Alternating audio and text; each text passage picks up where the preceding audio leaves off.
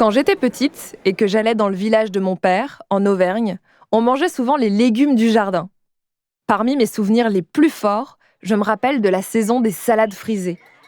Quand c'était le moment de les récolter, on en avalait presque une entière à chaque repas. Chacun! Pour aller avec, on préparait tous notre propre sauce salade. Il y avait ceux qui ne mettaient pas de poivre, ceux qui ne mettaient pas de moutarde, ou ceux qui préféraient le vinaigre balsamique au vinaigre de vin rouge. On pouvait aussi choisir son huile, entre l'huile d'olive, l'huile de noisette et l'huile de colza grillée.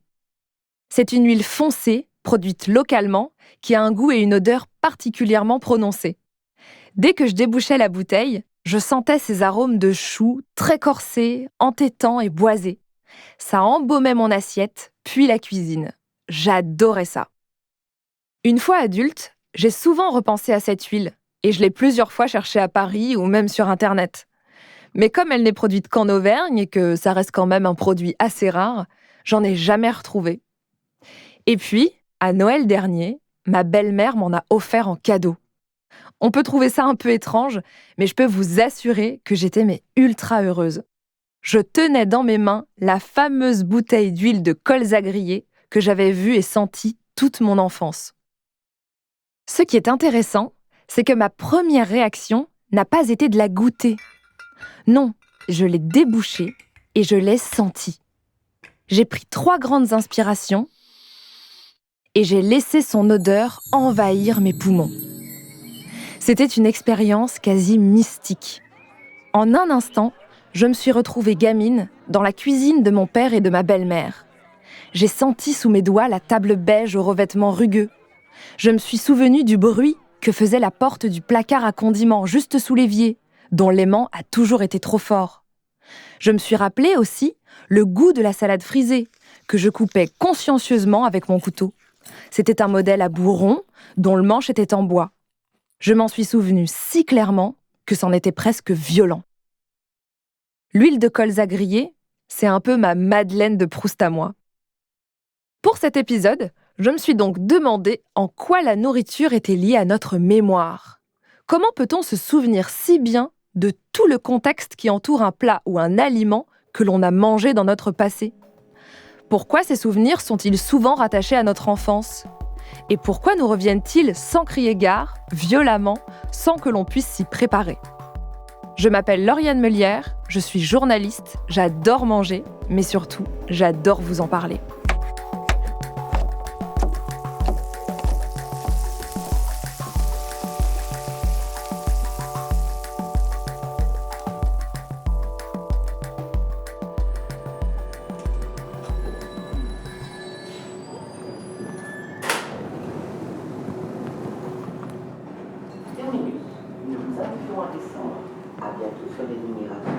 En travaillant sur cet épisode, j'ai eu envie de savoir si, comme moi, d'autres personnes avaient des souvenirs très forts liés à un plat ou à un aliment. Et si ce plat leur permettait, en quelque sorte, de voyager dans le temps. J'ai donc posté un message sur mon compte Instagram pour vous demander de me parler des plats qui vous rappelaient des moments puissants de votre vie. Vous avez été plus d'une vingtaine à me répondre avec des histoires que j'ai trouvées folles, parfois heureuses et parfois très tristes ou même nostalgiques. Parmi vos nombreuses réponses, une histoire en particulier a réveillé ma curiosité. C'est celle de Sarah, qui m'a parlé de l'odeur du trahana, un plat traditionnel albanais. Elle m'a écrit qu'elle avait l'habitude de le sentir quand elle vivait encore en Albanie et qu'elle rendait visite à sa grand-mère dans les années 90. Parce que son histoire m'intriguait et que son souvenir avait l'air particulièrement riche, j'ai voulu la rencontrer. Sarah a 25 ans et habite à Montrouge, dans le 92, au sud de Paris. Elle est née et a grandi en Albanie avant de voyager dans le monde entier, puis d'entamer des études en sciences politiques dont elle est aujourd'hui diplômée. Oui, salut, c'est Lauriane. Merci. Je me suis rendue chez elle pour parler de la façon dont le trahana lui rappelait son enfance. Salut. Ça va Très bien, et toi ? J'ai même eu la chance de la voir en préparer et d'en goûter avec elle. Le trahana, c'est typiquement un plat qu'on retrouve en Albanie, mais aussi en Grèce, un peu en Moyen-Orient, en moins des différentes versions du plat. Pour nous, le trahana, c'est un plat qu'on mangeait assez souvent pendant la période de la dictature, mais aussi avant, mais surtout pendant la période de la dictature, car c'est un plat très très simple à faire. Ça se prépare, c'est une semoule qui a besoin que de 2 ingrédients, que de la farine et de l'écaillé, et qui est bien consistant. Même si à l'époque, ça se préparait pas forcément avec du fromage et du beurre, parce qu'on n'en avait pas toujours, mais il restait quand même un plat assez consistant. Du coup, c'était toujours cette soupe épaisse, sans ou avec pain, parce que parfois, on le préparait même sans pain, qui tenait bien toute la journée. Et pour moi, c'est un plat avec lequel j'ai grandi d'une façon, mais sans le manger. Enfin, c'est un plat que ma grand-mère préparait chez elle pour elle et mon grand-père.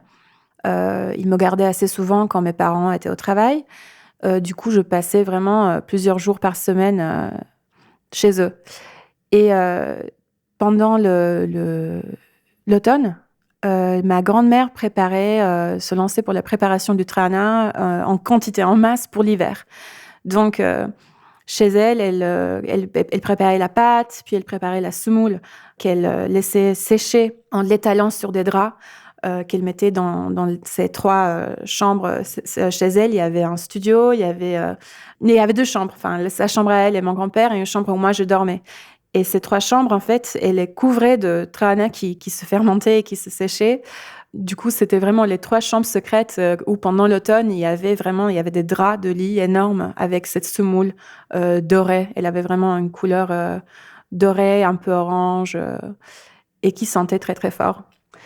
Ça sentait le lait fermenté et un peu la levure de pain. Enfin, c'était pas la levure, mais pour moi, c'était un peu de l'odeur d'une boulangerie le matin avec du lait fermenté. Et du coup, au moment où tu ouvrais la porte, il y avait cette odeur qui vraiment te frappait. Et quand on arrivait au salon, elle fermait la porte pour que ça sente plus. Sauf que elle, son tablier, ses mains, ça sentait toujours le trahana. Du coup, c'était inéluctable. C'est des ingrédients simples, à part le trahana. Le trahana, la semoule en soi, moi je la prends toujours en Albanie parce que pour la préparer, il faut à peu près 2 semaines. Et sinon, le reste des ingrédients, c'est que de l'eau, du sel, du beurre, un peu de piment et le fromage feta. Je mélange pour que ça soit un peu fondu, pour que ça soit... On dirait un peu un bread pudding que tu trouves ailleurs, mais qui est d'habitude sucré. Et c'est prêt. Waouh. Il est bien consistant, le trahana. Ça cale. Certes. Waouh. Pendant plusieurs années, après avoir quitté l'Albanie, Sarah a énormément voyagé. Et finalement, c'est à Hong Kong, dans un environnement qui n'avait rien à voir avec le trahana, que l'odeur de ce plat lui est revenue. Ce souvenir l'a percutée à une période de sa vie où elle se questionnait justement sur son identité albanaise. En entendant ça, j'ai compris que son souvenir n'avait jamais été oublié. Pendant toutes ces années, il était resté là, tapi dans un coin de sa tête, prêt à s'activer. C'était une odeur que je retrouvais nulle part. C'est vraiment quand j'ai commencé à penser à cette partie de mon enfance, qui est l'odeur qui m'est venue en fait. Sauf que quand j'ai eu le souvenir de l'odeur, c'était vraiment un souvenir très très fort. C'était comme si j'avais senti l'odeur récemment, alors que pas du tout. Ça faisait probablement 10 ans que j'y avais pas pensé, que j'avais pas senti cette odeur, que j'avais pas eu de référence de cette odeur nulle part. Et c'est un moment où j'ai pensé à ce plat, ça m'a vraiment fait penser à ma grand-mère et comment elle le préparait. Et en fait, l'odeur m'est revenue de manière très très forte. Comment se fait-il que tu aies été très habituée à cette odeur, mais que tu l'aies jamais mangée ? Alors, le trahana, c'est un plat de petit-déj, typiquement. Et du coup, quand j'allais prendre mon petit-déj chez ma grand-mère, et qu'il y avait du trahana, parce qu'elle avait préparé pendant l'automne, et quand je lui demandais ce qu'elle mangeait et pourquoi moi, je pouvais pas le manger, il me disait pourquoi tu vas manger ça? Enfin, toi, t'as tes crêpes au Nutella, t'as tes sandwichs, t'as des céréales, tu vas pas manger ce plat de vieux. Du coup, je me rappelle qu'elle appelait ça un plat de vieux. À l'époque, j'étais très très petite. J'ai dû avoir, je pense, 4 ou 5 ans quand j'ai senti l'odeur du trahana pour la première fois chez elle, et quand je l'ai vu manger, et quand il m'a dit qu'il fallait pas que moi je mange ça, du coup, à l'époque, je me suis pas trop interrogée là-dessus. Je me suis dit, bon, c'est un truc de ma grand-mère et de mon grand-père. Il le mange, il aime bien, mais apparemment, c'est pas bon parce que, vu qu'ils veulent pas me le donner à moi, apparemment, ces crêpes que je mange, elles sont beaucoup meilleures. Je pense que quelques ans après, j'ai demandé à mes parents pourquoi eux, ils le mangeaient pas, parce qu'à la maison non plus, on le mangeait pas. Et au fur et à mesure, ils m'ont expliqué que bon, c'est un plat qu'ils mangeaient quand eux, ils étaient petits.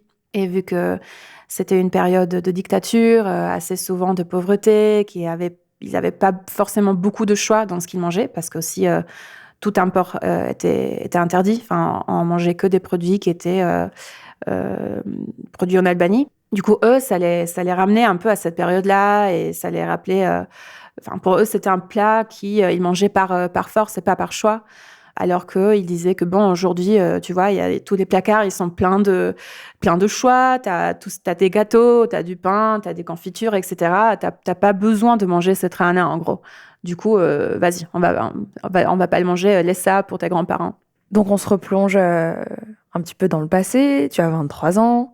Tu appelles ta mère. Tu dis, ok, maman, là, c'est maintenant. Il faut que je goûte le trahana parce que le temps est venu pour moi de comprendre cette partie de mon identité et il est temps d'associer un goût à cette odeur. Comment est-ce que ça s'est passé exactement?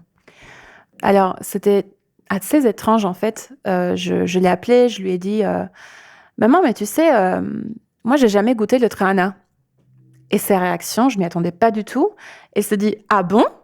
Mais comme si le trahana, c'était quelque chose qu'on mangeait au quotidien, ou comme si elle en avait mangé, je l'avais jamais, enfin, on l'avait jamais à la maison.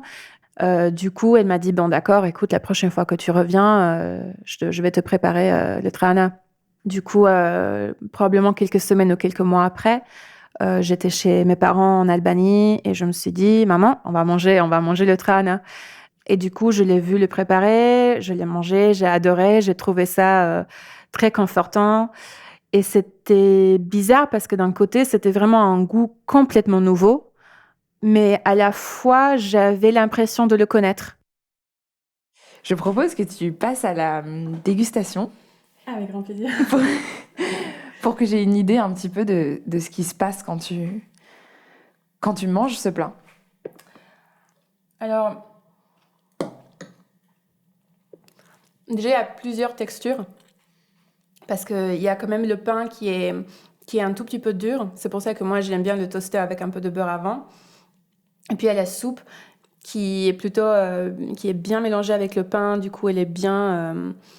elle est très... C'est quoi le mot? Elle est très... mou, soft. Moelleuse? Elle est assez moelleuse, voilà. Donc, c'est pas forcément liquide, c'est assez épais. Enfin, tu manges plutôt les morceaux de pain plutôt que juste la soupe. Et entre les morceaux de pain, il y a un peu de feta qui est bien fondu. C'est salé, plutôt amer. Pas aussi gras qu'on peut le penser, vu qu'il y a pas mal de beurre. Et ouais, c'est très agréable. Enfin, c'est très réconfortant, en fait. C'est un peu un plat d'hiver. C'est un truc que tu manges et que ça te tient chaud. Il est assez lourd.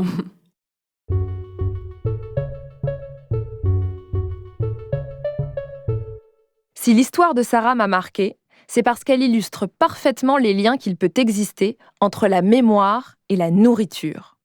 Sarah, qui a 25 ans aujourd'hui, n'a goûté le trahana qu'il y a 2 ans, mais l'a senti toute son enfance. Aujourd'hui, c'est cette odeur qui lui permet de se rappeler très nettement son enfance et sa grand-mère. C'est un souvenir, mais aussi une émotion. Comment se fait-il que cette odeur de trahana, qu'elle a sentie pour la première fois lorsqu'elle avait 4 ou 5 ans, l'ait tellement marquée? Que se passe-t-il dans notre cerveau pour l'expliquer? Pour mieux comprendre les mécanismes physico-chimiques qui expliquent comment la nourriture est liée à nos souvenirs, j'ai décidé de contacter la docteure en neurosciences cognitives Anne-Lise Sève. Elle est française, mais habite au Canada, où elle travaille en tant que chercheuse au département psychologie de l'Université de Montréal. En faisant mes recherches, je suis tombée sur sa thèse de fin d'études, qu'elle a soutenue en 2015 à l'Université Lyon 1 et qui s'appelait « Les odeurs, une passerelle vers les souvenirs ». Elle y analysait les processus cognitifs et les fondements neuronaux de la mémoire olfactive. En découvrant son travail, j'ai donc réalisé que c'était pas tellement le goût d'un plat qui nous rappelait des souvenirs, mais plutôt l'odeur de ce plat. C'est pour ça que Sarah n'a jamais eu besoin de goûter le trahana pour se rappeler si clairement de son enfance en Albanie. J'ai donc appelé Annelise Sève sur Skype pour en savoir plus sur la façon dont fonctionnait notre cerveau et pour comprendre quelle place occupait l'odorat dans la réminiscence de nos souvenirs. L'odorat, c'est quand même un sens particulier pour l'être humain. Il y a peu de personnes en fait qui s'y intéressent réellement et qui y portent une grande attention, à part par exemple les chefs cuisiniers ou les parfumeurs ou ce genre de personnes. Mais le tout un chacun s'y intéresse peu, alors qu'en fait, il est quand même au centre, au cœur de nos interactions sociales, de la détection des dangers, et il est également très très étroitement lié à nos souvenirs et à nos émotions. Quand j'ai commencé à construire cet épisode, ça faisait longtemps que j'avais envie de parler des plats de l'enfance et de pourquoi les plats de l'enfance nous marquent. Et ma première réaction, ça a été de me dire, forcément, il doit y avoir un lien entre le goût et nos souvenirs. Et puis, progressivement, en faisant mes recherches, etc., je me suis rendu compte que la plupart des articles que je lisais, ou même la thèse que j'ai parcourue, que vous avez écrite, en fait, elle parlait d'odorat. Pourquoi est-ce que c'est pas le goût, par exemple, d'un plat ou d'un aliment, qui va plus nous rappeler des choses que son odeur? La saveur c'est la saveur d'un plat ou d'un aliment. C'est le goût, mais c'est surtout les odeurs, en fait. Donc, lorsqu'on mâche des aliments, on va, par la voie rétronasale, activer et stimuler, en fait, les récepteurs olfactifs qui sont dans notre cavité nasale et qui vont, en fait, détecter les odeurs des aliments que l'on mange. Et il y a également aussi une voie trigéminale qui va détecter aussi la température ou le caractère mentholé ou épicé des plats et des aliments qu'on est en train de manger. Et donc, du coup, la saveur, c'est vraiment le goût et l'odorat. Puisque, par exemple, sans l'odorat, on est incapable de distinguer une pomme d'un oignon juste par le goût. Donc, c'est comme ça des choses très, très différentes, en fait. Il n'existe que 5 goûts qui peuvent être détectés par la bouche, au niveau des papilles gustatives. Le salé, le sucré, l'amer, l'acide et l'umami. Alors que ce que l'on appelle la saveur est un mélange de notre goût et de notre odorat, ce qui offre une palette infinie de combinaisons. Il ne peut donc pas y avoir de saveur sans odeur. Je me suis ensuite demandé pourquoi, dans un plat, c'était l'odorat qui était le plus relié à notre mémoire et pas le goût. Donc les odeurs arrivent au niveau de la cavité nasale, vont stimuler les récepteurs olfactifs qui sont des neurones, et ces neurones vont venir se projeter directement sur le système limbique. Et le système limbique, c'est en fait tout le système cérébral qui est associé au traitement des émotions et qui sous-tend l'apprentissage et la mémoire. Donc en fait, c'est le seul système fonctionnel en fait où les régions qui sont associées à la mémoire et aux émotions traitent aussi l'information olfactive. Donc ça se passe exactement dans les mêmes régions et ça se passe de manière complètement directe puisqu'il n'y a pas de relais thalamique, par exemple, comme c'est le cas dans d'autres modalités sensorielles. Donc il y a un traitement direct par les régions émotionnelles et par les régions de la mémoire des odeurs, et ça c'est vraiment quelque chose d'unique qui amplifie vraiment ce lien entre olfaction, émotion et mémoire. À l'inverse de nos 4 autres sens, que sont la vue, l'ouïe, le goût ou le toucher, notre cerveau traite les odeurs sans passer par le thalamus. C'est une zone située au milieu de notre cerveau, dans laquelle les influx nerveux sont aiguillés. Lorsque l'on sent une odeur, l'information est donc traitée directement, sans passer par ce relais thalamique. Mais surtout, cela se passe dans la même zone que là où s'archivent nos souvenirs et où s'activent nos émotions. Et c'est ce qui accentue les liens entre une odeur de nourriture et nos souvenirs ou nos émotions, qui sont alors plus forts et plus directs que s'il s'agissait du goût d'un plat.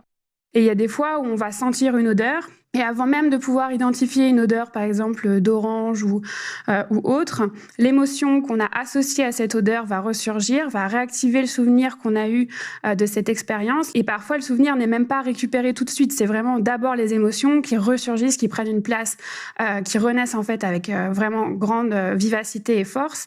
Et des fois, ça va réactiver le souvenir qui est associé à cette odeur.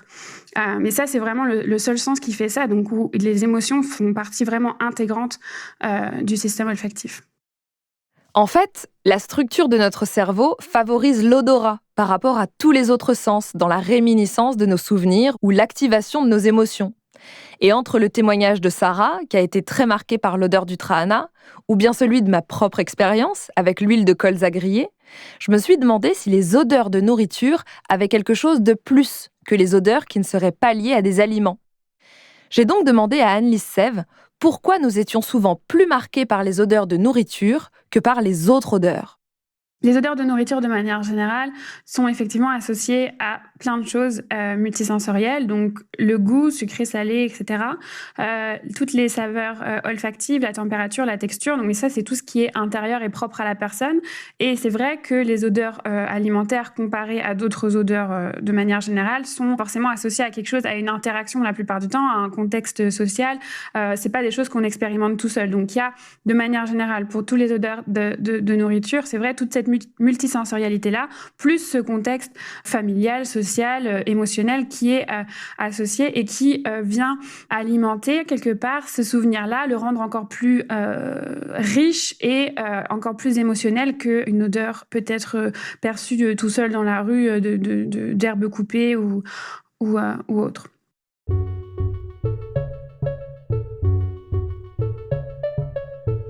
Quand j'ai discuté avec Sarah de son rapport au trahana, donc ce plat albanais très traditionnel, on va dire, et qui l'a beaucoup marqué, c'est exactement ce qu'elle me disait. Elle me disait que quand elle sentait cette odeur, elle revivait la scène immédiatement, que c'était très fort, que c'était très violent, et qu'en fait, elle ne pouvait pas faire le choix de ne pas se souvenir. Comment est-ce que ça se fait que ce soit comme ça, violent et que le souvenir soit tellement réaliste ? En fait, c'est vrai que souvent, donc, les souvenirs olfactifs sont caractérisés comme étant plus émotionnels et beaucoup plus vivaces, beaucoup plus vivides, avec des sensations de voyage dans le temps où on se revoit vraiment vivre un souvenir, où on est reprojeté dans une scène de manière très immersive, très, très intense. Ils sont souvent aussi plus détaillés. Et une des raisons, enfin, il y a beaucoup de raisons qui peuvent expliquer ça, mais une des raisons, c'est aussi que les souvenirs olfactifs sont beaucoup moins sémantisés. Ça veut dire qu'ils sont beaucoup moins rappelés. Les gens les réévoquent beaucoup moins souvent, donc ils sont beaucoup moins verbalisés. Et en fait, parce que quand on réactive un souvenir, on va le verbaliser, on va lui enlever, à force de le réactiver, on lui enlève ses propriétés émotionnelles, ses propriétés sensorielles, et en plus, on réajoute des nouvelles informations, on remodifie ce souvenir qu'on va ensuite reconsolider par la suite un peu différemment. Et à chaque fois qu'on va le réactiver, on va comme ça un petit peu le changer et en même temps lui enlever ces côtés émotionnels et cette vivacité en fait qui est propre au premier appel. Parce que je pense que même Sarah, entre la première fois où elle a senti le trahana et peut-être même par exemple aujourd'hui ou quand vous l'avez vu et que vous avez senti aussi le trahana, j'imagine que ce souvenir-là, il est plus du tout aussi vivace, il est plus du tout aussi fort que la première fois qu'elle a ressenti ça. Donc il y a vraiment ce côté de... Les souvenirs olfactifs sont assez uniques, assez distincts les uns des autres. Les odeurs sont beaucoup moins présentes dans notre environnement, on y fait beaucoup moins attention. Elles sont très peu redondantes les unes avec les autres, donc il y a beaucoup moins de sémantisation et de réévocation de ces souvenirs de manière très courante. Et il y a aussi du coup beaucoup moins d'interférences. Et ça amène aussi une impression de clarté du souvenir et aussi une force et une vivacité émotionnelle associée à ce souvenir-là. Vous parlez de voyager dans le temps, vous parlez de souvenirs qui sont beaucoup moins verbalisés. En fait, c'est un peu comme si le souvenir olfactif était plus pur. Parce que comme on le laisse beaucoup plus tranquille, le jour où on a cette réminiscence, forcément, elle est plus brutale. Oui, et c'est aussi, je pense, une des raisons qui font que les souvenirs olfactifs sont, quand ils sont réactivés, vraiment puissants. C'est que, ne serait-ce que volontairement, on est incapable, à part les parfumeurs, d'évoquer mentalement des odeurs dans notre tête et du coup de réactiver à notre guise les souvenirs qui sont associés à tel ou tel événement. Donc c'est vraiment la seule manière en fait de les réactiver. Et les odeurs, il en existe une multitude, des milliards d'odeurs qu'on est capable de distinguer, de percevoir, et qui du coup en fait font que chaque odeur est en soi assez unique puisqu'on est capable de les discriminer les unes des autres. Et du coup, il n'y a pas autant d'interférences en fait entre les souvenirs olfactifs. Et ça aussi, ça diminue la sémantisation, la réévocation, et du coup, ça renforce le côté très émotionnel et très fort en fait des souvenirs olfactifs. Comment se fait-il, comment est-ce qu'on expliquerait qu'on se souvienne ensuite tout au long de notre vie de ces odeurs-là sans que ce soit vraiment altéré? C'est-à-dire qu'il peut se passer 20 ans, 30 ans, 50 ans, j'ai l'impression. Si à un moment donné l'odeur se représente, le souvenir était là, il attendait. Il y a beaucoup de souvenirs, s'ils ont été forts, s'ils ont été émotionnels, etc. Le souvenir, il est là. Il est juste dans un état latent, en fait. Il attend exactement d'être réactivé. Et le fait que, justement, ça ne se passe pas, qu'on ne soit pas stimulé d'odeurs tous les jours et qu'on y fasse particulièrement attention, fait que quand on rencontre cette odeur qui va réévoquer ce souvenir-là, ce sera d'autant plus fort qu'avec les autres modalités sensorielles. En lançant mon appel à témoignages sur Instagram, je n'avais aucune idée du type d'histoire, de souvenir ou d'odeur dont vous alliez me parler. Et ce qui m'a frappée, c'est que dans toutes les histoires, vous faisiez référence à votre enfance, quand vous aviez entre 5 et 10 ans. C'est exactement la même chose pour Sarah et le Trahana, ou pour moi et mon huile de colza grillée. En poursuivant notre conversation, Anne-Lise Sève m'a expliqué pourquoi les souvenirs liés à des odeurs de nourriture prenaient souvent racine dans notre enfance. Ça me fait penser justement à toute cette question de l'enfance. Avant de faire cet épisode, je cherchais justement des témoignages de personnes qui auraient un souvenir fort lié à une odeur ou à un aliment. Et tout le monde me parlait d'aliments de quand ils étaient petits, voire très petits. Personne ne m'a dit la semaine dernière, je suis allée dans un restaurant, c'était incroyable. En plus, on m'a demandé en mariage. Voilà, cette odeur, je m'en souviendrai toute ma vie. Personne ne m'a dit ça. C'était uniquement quand j'étais petit, quand j'étais petite, les haricots verts casse-grains dans du beurre, le trahana, moi c'est l'huile de colza grillée. Enfin, vraiment que des histoires en fait de entre 4 pour les plus jeunes à 10, 11 ans max. Pourquoi est-ce que les souvenirs liés aux odeurs d'aliments sont tellement fortes dans l'enfance et ensuite on a l'impression que ça s'arrête? Je pense qu'effectivement, de manière générale, quelle que soit la modalité sensorielle, il y a vraiment quelque chose qu'au tout début de l'enfance, on s'en souvient pas, on n'a pas encore... Il y a quand même quelque chose qui fait que les souvenirs se consolident beaucoup moins facilement. Et en fait, on peut toujours expliquer ce processus-là par, encore une fois, la prégnance des premières associations. Donc, c'est la première fois qu'on rencontre une odeur, qu'on l'associe avec d'autres informations, qu'elles soient verbales, sociales, émotionnelles, visuelles, etc., etc. Donc, on fait cette première association avec cette odeur-là, qui sera ensuite consolidée, gardée tout au cours de la vie. Et ça ne veut pas dire qu'on ne pourra pas par la suite recréer de nouvelles associations avec cette odeur-là, mais elles seront beaucoup moins vivaces et robustes en fait au temps qui passe. Donc, est-ce que c'est peut-être parce qu'il y aurait des choses sociales qui feraient que dans la nourriture, comme quand on mange, on partage les choses, du coup, les émotions sont plus fortes, donc on s'en souvient mieux, donc on s'en imprègne mieux, donc on a plus de souvenirs?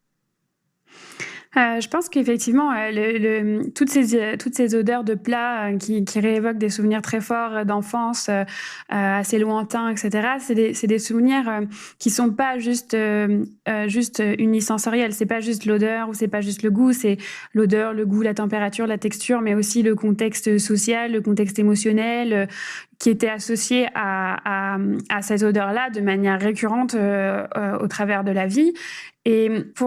Il y a peut-être aussi autre chose qui pourrait différencier pour le coup les odeurs liées à la nourriture par rapport aux odeurs qui sont pas liées à la nourriture, c'est que il y a des études qui ont montré que en fait il y aurait en fait un lien entre ce que la maman mange pendant la grossesse ou lors de l'allaitement, et les préférences alimentaires ou même olfactives de l'enfant par la suite, lorsque les enfants ont été stimulés en fait par cette odeur via le liquide amniotique pendant la maternité ou via le lait maternel pendant l'allaitement, et que ça a des vraies répercussions, même jusqu'à des modifications du génome des enfants pour telle ou telle odeur. Donc si par exemple, je ne sais pas du tout si c'est le cas, mais la maman de Sarah a mangé du trahana régulièrement pendant sa grossesse, et que dans le trahana, il y a par exemple des épices caractéristiques de ce plat-là qui ont pu être en fait transmises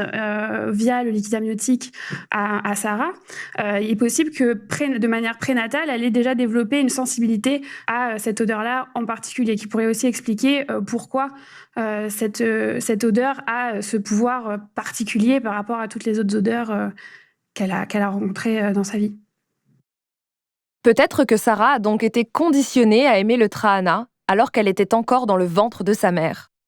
Peut-être aussi que l'histoire, les interdits, les mythes qui entouraient le trahana, véhiculés par sa famille, ont érigé ce plat en véritable totem culturel. Il porterait en lui des souvenirs, une histoire et des émotions. Aujourd'hui, Sarah peut manger du trahana dès qu'elle en a envie. Elle achète sa semoule lors de ses voyages en Albanie et elle la stocke jusqu'à ce qu'elle ait tout fini. Elle en a plusieurs fois cuisiné pour ses amis et elle en mange aussi avec sa famille, qui a depuis repris l'habitude d'en préparer. Après avoir passé 23 ans sans en manger, le goût et l'odeur du trahana se sont enfin réunis. Le goût et l'odeur du trahana ne sont pas forcément les mêmes, mais je pense qu'il y a eu une espèce de fusion dans mon cerveau entre le goût et l'odeur que je connaissais tellement bien. Et la texture, c'était aussi quelque chose à laquelle je ne m'y attendais pas du tout.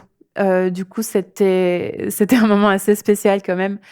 Et du coup, maintenant, à chaque fois que je rentre en Albanie, on le prépare ensemble. À chaque fois, elle m'explique le processus comme si c'était la première fois, comme si j'ai jamais vu de trahana de ma vie. Et à chaque fois, je l'écoute comme si c'était la première fois. Du coup, c'est un moment assez chouette en fait qu'on passe ensemble.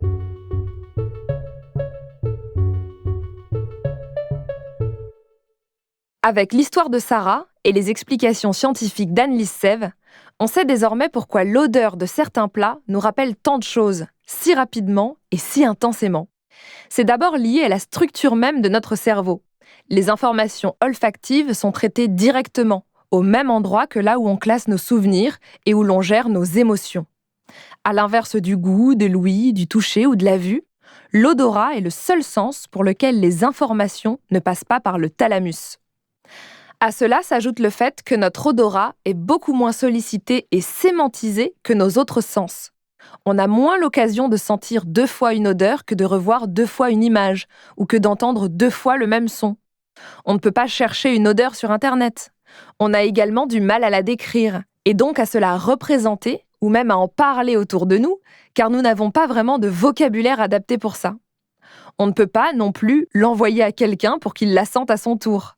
Le seul moyen de réévoquer le souvenir lié à une odeur est donc de sentir cette odeur à nouveau.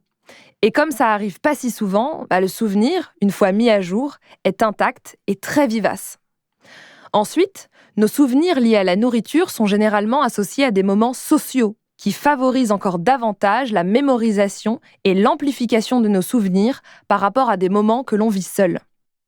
Enfin, si ces souvenirs sont tellement liés à l'enfance, c'est parce que c'est à cette période de notre vie que l'on associe pour la première fois des émotions à des stimuli sensoriels. Ces premières impressions, à un âge où l'on se souvient peu des choses, restent en nous durant tout le reste de notre vie.